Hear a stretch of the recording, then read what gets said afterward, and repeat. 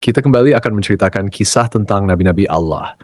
Nabi satu ini termasuk dalam 25 nabi yang namanya tercantum di dalam Al-Quran. Kisahnya sangat menarik untuk disimak, karena setan, bahkan sampai iblis turun tangan, pun tak sanggup untuk menggoda manusia pilihan Allah Subhanahu wa Ta'ala ini. Ditambah lagi, nabi ini seringkali dikait-kaitkan dengan tokoh Buddha. Banyak yang beranggapan bahwa beliau adalah sosok Siddhartha Gautama yang menjadi pendiri dari agama Buddha. Untuk itu, di video kali ini, kita akan membahas tentang kisah Nabi Allah Zulkifli alaihi salam. Assalamualaikum warahmatullahi wabarakatuh, Sobat Beriman yang dimuliakan Allah. Alangkah lebih baik jika sahabat sekalian bantu channel ini terus berkembang dengan cara like, komen, dan subscribe. Semoga kita selalu dalam keadaan sehat, walafiat, dipanjangkan rezekinya, dan dimudahkan urusannya. Amin ya Rabbal Alamin. Nama Nabi Zulkifli disebutkan hanya 2 kali di dalam Al-Quran, yaitu di dalam surat Syad ayat ke-48, dan ingatlah akan Ismail, Ilyasa, dan Zulkifli. Semuanya termasuk orang-orang yang paling baik. Kemudian di surat Al-Anbiya ayat ke-85, dan ingatlah kisah Ismail, Idris, dan Zulkifli.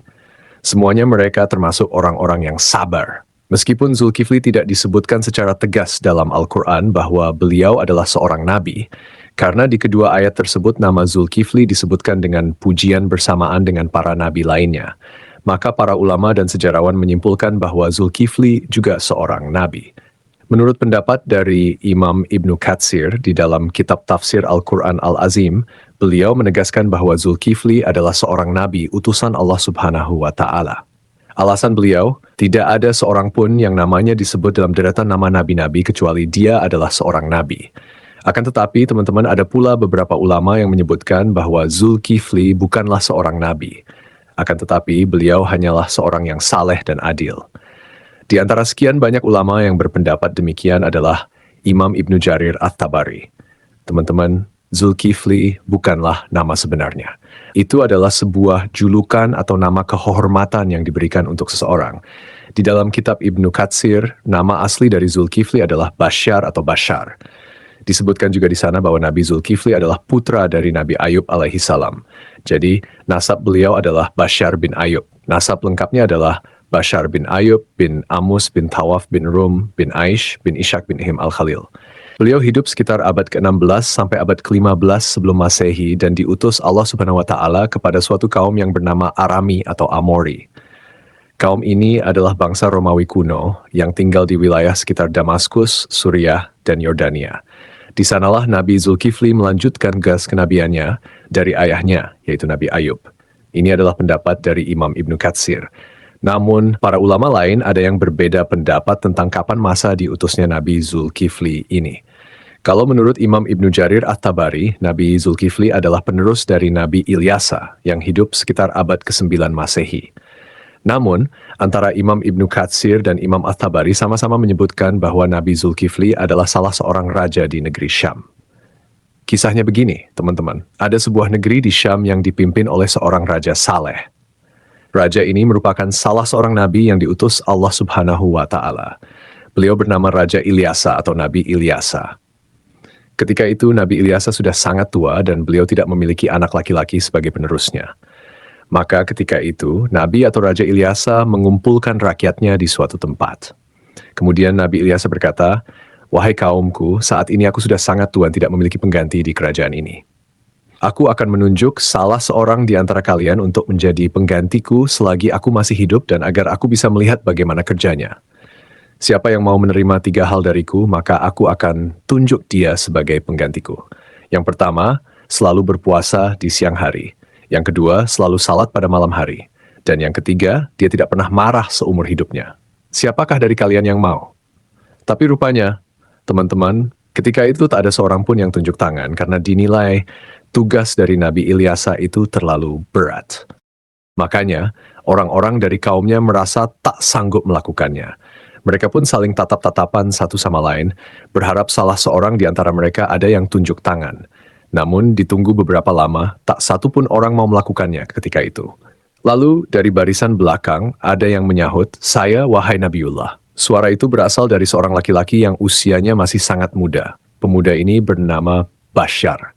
Kemudian Nabi Ilyasa berkata, "Wahai anakku, engkau masih sangat muda. tugas ini sangatlah berat untukmu." Nabi Ilyasa pun menolak pemuda ini karena dirasa dia masih sangat muda dan terlihat masih sedikit pengalaman.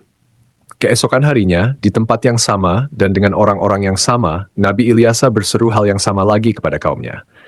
Tapi tetap saja ketika itu tak ada yang mau menerima tawaran tersebut, kecuali pemuda yang bernama Basyar. Dia kembali mengacungkan tangan dan lagi-lagi Nabi Ilyasa menolaknya dengan alasan yang sama. Sampailah pada hari ketiga, Nabi Ilyasa berseru hal yang sama. Beliau berharap kali ini bukan hanya Basyar saja yang tunjuk tangan. Tapi ternyata teman-teman sama seperti kemarin, ketika itu hanya Basyar yang tunjuk tangan dan menyanggupi segala persyaratan tersebut. Alasan detail Nabi Ilyasa menolak adalah karena selain dia harus menjadi raja yang menjamin kesejahteraan semua kaumnya, dia juga harus menjadi hakim yang adil, yang bisa berlaku bijaksana dalam memutuskan segala permasalahan kaumnya. Nah, karena Basyar ini masih sangat muda, Nabi Ilyasa khawatir dia tidak bisa berlaku adil dan bijaksana. Akhirnya, karena sudah 3 kali tidak ada yang mau, Nabi Ilyasa pun mengangkat Basyar menjadi raja sekaligus hakim. Namun kegiatan yang dilakukan Basyar tetap dipantau oleh Nabi Ilyasa. Basyar pun mulai menjalani puasa di siang hari dan salat atau beribadah sampai larut malam. Sehari-hari dia juga selalu menahan amarahnya. Nabi Ilyasa kagum dengan pemuda ini. Tak disangka-sangka, dia sanggup menjalani semua persyaratan itu. Dia juga luar biasa bijak dalam menyelesaikan segala masalah di dalam kaumnya. Nabi Ilyasa bangga kepada Basyar yang telah menepati janji-janjinya. Karena itu, Basyar diberikan julukan Zulkifli, yang artinya sanggup. Karena kesanggupannya menjalankan semua persyaratan. Ditambah lagi, dia selalu berlaku adil dan bijaksana. Sobat beriman yang dimuliakan Allah, kisah naiknya Zulkifli atau Basyar menjadi raja disampaikan oleh Imam Ibnu Katsir di dalam kitabnya yang berjudul Qisasul Anbiya. Hanya saja nama rajanya berbeda, bukan Nabi Ilyasa, melainkan di sana dituliskan raja itu bernama Yasa. Lain halnya di dalam kitab Ibnu Jarir, beliau menuliskan bahwa raja pada masa itu adalah Nabi Allah Ilyasa. Seiring berjalannya waktu, Nabi Ilyasa pun meninggal dunia. Kini Raja Zulkifli tak ada lagi yang memantau. Sepeninggal Ilyasa, Nabi Zulkifli memimpin negeri Syam dengan sangat baik. Zulkifli sangat mementingkan urusan rakyatnya daripada urusan dirinya dan keluarganya. Beliau memegang teguh janjinya untuk selalu berpuasa di siang hari, beribadah di malam hari, dan tak pernah sekalipun marah. Zulkifli selalu sabar dalam keadaan apapun. Di sisi lain, iblis melihat kesalehan dan kebaikan Nabi Zulkifli dalam memimpin rakyatnya, serta begitu kuatnya dia memegang janji. Maka iblis pun tak tinggal diam. Kemudian iblis mengutus tentaranya, yaitu setan-setan yang sangat kuat, untuk menggoda Zulkifli supaya minimal goyah sedikit keimanannya. Berkali-kali iblis mengutus setan untuk menggoda, berkali-kali pula mereka gagal. Tak ada satupun setan yang berhasil menggoda Nabi Zulkifli ini.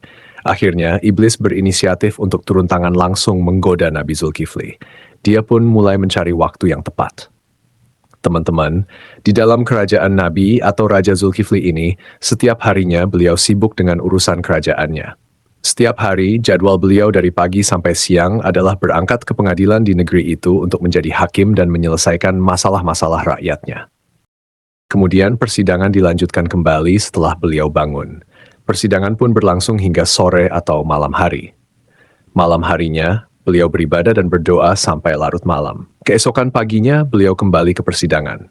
Begitulah rutinitas yang dilakukan Nabi Zulkifli setiap harinya. Zulkifli benar-benar merupakan figur seorang raja yang memuliakan seluruh rakyatnya. Melihat kesalehan Nabi Zulkifli, iblis pun mencari peluang untuk menggoda beliau. Kali ini, iblis berniat membuat Nabi Zulkifli marah, agar beliau melanggar janjinya kepada Nabi Ilyasa untuk tidak marah sama sekali. Akhirnya, pada suatu hari, iblis datang menemui Nabi Zulkifli dengan menyamar sebagai seorang kakek tua renta dan miskin. Hari itu, Nabi Zulkifli sedang merasa sangat lelah. Ketika jam istirahatnya tiba, beliau segera pulang lebih awal untuk tidur siang. Baru saja beliau hampir terlelap, iblis yang menyamar sebagai kakek tua mengetuk pintu kamarnya. Dari dalam kamar, Nabi Zulkifli bertanya, "Siapa itu?" Iblis menjawab, "Aku orang tua yang teraniaya." Nabi Zulkifli pun bangun dan membukakan pintu. Iblis kemudian mengarang cerita, mengaku bahwa ia mengalami banyak perlakuan semena-mena dari kaumnya. Ia terus bercerita panjang lebar hingga waktu istirahat Nabi Zulkifli habis. Meski kelelahan, Nabi Zulkifli tetap mendengarkan cerita itu dengan sabar. Ketika tiba waktunya untuk kembali ke persidangan, Nabi Zulkifli berkata, "Wahai paman, engkau bisa meneruskan ceritamu nanti. Datanglah ke tempat persidangan sore ini. Aku akan membantu menyelesaikan masalahmu di sana." Nabi Zulkifli pun kembali ke persidangan dan menjalankan tugasnya sebagai hakim. Namun, ketika sore tiba, kakek tua itu tidak kunjung datang. Nabi Zulkifli menunggu hingga malam hari, tetapi kakek tua itu tetap tidak muncul. Beliau pun pulang ke rumah dengan pikiran bahwa mungkin kakek tua itu akan datang esok hari. Keesokan harinya, Nabi Zulkifli seperti biasa duduk di persidangan untuk menyelesaikan permasalahan rakyatnya. Beliau menunggu hingga siang, tetapi kakek tua itu tetap tidak datang. Ketika waktu istirahat tiba, Nabi Zulkifli menutup sementara majelisnya dan pulang untuk tidur siang. Namun, baru saja beliau tertidur, kakek tua yang sama kembali mengetuk pintu. Nabi Zulkifli membuka pintu dan berkata dengan lembut, "Wahai paman, bukankah sudah kukatakan padamu kemarin, datanglah ketika aku di persidangan, aku akan menyelesaikan masalahmu di sana." Namun, kakek tua itu kembali mengarang cerita, berbicara panjang lebar, hingga waktu istirahat Nabi Zulkifli habis untuk kedua kalinya. Meski sangat lelah, Nabi Zulkifli tetap sabar. Beliau berkata, "Wahai paman, datanglah ke majelisku sore ini. Aku akan menunggumu di sana untuk menyelesaikan masalahmu." Kakek tua itu pergi dan Nabi Zulkifli kembali ke persidangannya. Karena tak sempat istirahat, beliau tampak sangat lelah dan mengantuk. Ketika sore tiba, Nabi Zulkifli mencari kakek tua itu di tempat persidangan, tetapi kakek tua itu tidak datang lagi. Nabi Zulkifli berdoa kepada Allah Subhanahu wa Ta'ala agar diberikan kesabaran dan keteguhan hati, sehingga beliau tidak marah. Pada hari ketiga, ketika waktu istirahat tiba, Nabi Zulkifli pulang dengan cepat. Hari itu beliau merasa sangat lelah, bahkan lebih lelah dari hari sebelumnya. Sebelum beristirahat, Nabi Zulkifli memberikan pesan kepada para pengawalnya dan seorang anggota keluarganya. Abdullah Yusuf Ali dalam The Holy Quran menyebutkan bahwa kata kifli adalah bentuk Arab dari Yehezkiel yang berasal dari bahasa Ibrani. Berdasarkan pendapat ini, Zulkifli bukanlah sebuah julukan melainkan nama asli. Terlepas dari kebenaran pendapat ini, para ulama seperti At-Tabari, Ibnu Katsir, Ibnu Ishaq, dan Ibnu Qutaibah sepakat memandang Yehezkiel sebagai Nabi Allah. Ibnu Katsir bahkan mengisahkan Nabi Zulkifli dan Nabi Yehezkiel sebagai dua cerita yang berbeda. Artinya kedua nabi ini dianggap sebagai tokoh yang berbeda. Ada pula perdebatan panjang yang menyebutkan bahwa Zulkifli adalah sosok Buddha Siddhartha Gautama, seorang tokoh yang diyakini sebagai pendiri agama Buddha. Siddhartha Gautama diperkirakan hidup antara abad ke-6 hingga ke-4 sebelum Masehi. Beberapa pendapat menyatakan Buddha adalah Nabi Zulkifli. Ada juga yang menghubungkannya dengan Nabi Idris, dan bahkan ada yang menyebut Buddha adalah Nabi Khidir. Pendapat ini salah satunya didasarkan pada anggapan bahwa kata kifli adalah bentuk Arab dari kata kapil, kepenekan dari Kapilawastu, yaitu ibu kota Sakya dan tempat tinggal Siddhartha Gautama sebelum meninggalkan istana. Salah satu pendukung teori ini adalah Hamid Abdul Qadir dalam karyanya Buddha the Great, His Life and Philosophy. Beliau menyimpulkan bahwa prinsip hidup Nabi Zulkifli memiliki banyak kesamaan dengan filosofi yang diajarkan Siddhartha Gautama. Pendapat ini diperkuat oleh Al-Qasimi, seorang ahli tafsir yang menafsirkan surah At-Tin. Pohon Tin, tempat Buddha mendapatkan wahyu dan menjadi rasul. 2. Pohon Zaitun, tempat Nabi Isa diangkat menjadi nabi dan rasul. Gunung Sinai, tempat Nabi Musa menerima mandat dari Allah. 4. Negeri Mekah yang aman, tempat Nabi Muhammad SAW menerima wahyu. Dalam tafsir tersebut, timbul pertanyaan mengapa agama Buddha dan Kristen disebut lebih awal dibandingkan Yahudi dan Islam. Ibnu Taimiyah menjelaskan bahwa hal ini karena agama Buddha berada lebih jauh dari kebenaran, kemudian Kristen dan Yahudi lebih mendekati, sedangkan Islam disebut terakhir karena kesempurnaannya. Namun, ada juga pendapat lain yang menghubungkan Buddha dengan Nabi Khidir. Dalam Al-Milal wa An-Nihal yang ditulis oleh Asy'ar Rastani dijelaskan bahwa jika ajaran-ajaran Buddha benar, maka ia memiliki banyak kesamaan dengan Nabi Khidir. Adapun pendapat yang menyatakan Buddha adalah Nabi Idris didasarkan pada beberapa kesamaan seperti aturan memakai jubah bikhuan. Dalam kitab Mustadrak Al-Hakim dari Ibnu Abbas disebutkan bahwa menjahit adalah salah satu keahlian Nabi Idris yang sejalan dengan kisah Siddhartha Gautama yang merancang sendiri busana kebikhuannya. Dikatakan bahwa Nabi Daud adalah seorang pembuat perisai, Nabi Adam seorang petani, Nabi Nuh seorang tukang kayu, Nabi Idris seorang penjahit, dan Nabi Musa seorang penggembala. Sementara itu, Siddhartha Gautama yang dikenal sebagai Buddha adalah seorang pangeran putra Raja Sudodana. Pada usia 7 tahun, Pangeran Siddhartha memiliki 3 kolam bunga teratai, yaitu kolam bunga teratai biru, Upala, kolam bunga teratai merah, Paduma, dan kolam bunga teratai putih, Pundarika. Kata acider, sidra, atau sidar yang merujuk pada makna bunga teratai menjadi hal yang patut diperhatikan, terutama bila dikaitkan dengan Nabi Idris. Kisah Sang Buddha yang mencapai kesempurnaan menuju nirwana dianggap memiliki kesamaan dengan Nabi Idris, yang mencapai surga Allah tanpa melalui kematian. Pada suatu malam, Pangeran Siddhartha memutuskan meninggalkan istananya dan menjalani hidup sebagai seorang pertapa. Di usia 40 tahun, beliau dikatakan diangkat sebagai nabi. Sebagaimana nabi-nabi lainnya, Buddha Gautama juga meramalkan kedatangan Nabi Muhammad SAW. Dalam ajarannya, ia menyebutkan tentang Buddha Maitreya. Aku bukanlah satu-satunya Buddha. Selepas aku akan lahir seorang Buddha lagi yang dikenal dengan nama Maitreya. Dia akan memiliki banyak sifat-sifat mulia dan utama. Sejarawan Muslim bernama Al-Biruni yang pernah tinggal bertahun-tahun di India mencatat dalam kitabnya Al-Hind bahwa para penganut Buddha di India tidak menganggap Buddha sebagai Tuhan, melainkan hanya seorang nabi. Demikianlah kisah Nabi Zulkifli yang dihubungkan dengan Siddhartha Gautama. Semoga kisah ini bermanfaat. Mohon maaf atas segala kekurangan. Yang benar datangnya dari Allah SWT, sedangkan kekilafan berasal dari saya sebagai manusia biasa. Sampai jumpa pada kisah-kisah seru lainnya. Wassalamualaikum warahmatullahi wabarakatuh.